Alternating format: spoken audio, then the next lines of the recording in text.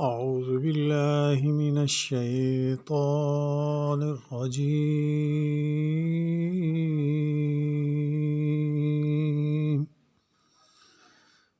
بسم الله الرحمن الرحيم.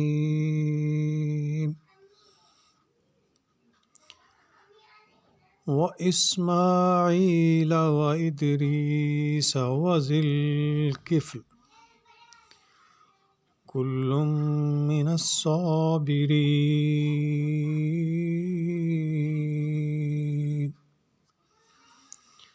وأدخلناهم في رحمتنا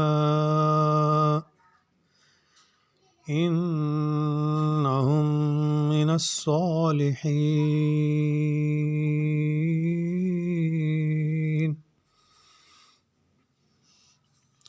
ارشاد باری ہے،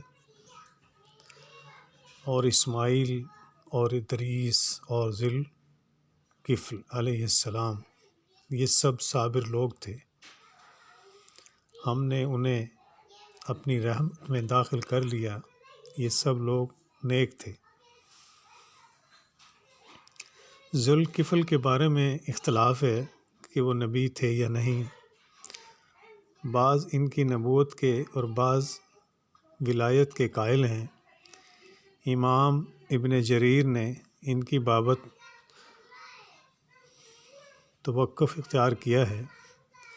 امام ابن کثیر فرماتے ہیں کہ قرآن میں نبیوں کے ساتھ ان کا ذکر ان کے نبی ہونے کا ظاہر ہوتا ہے.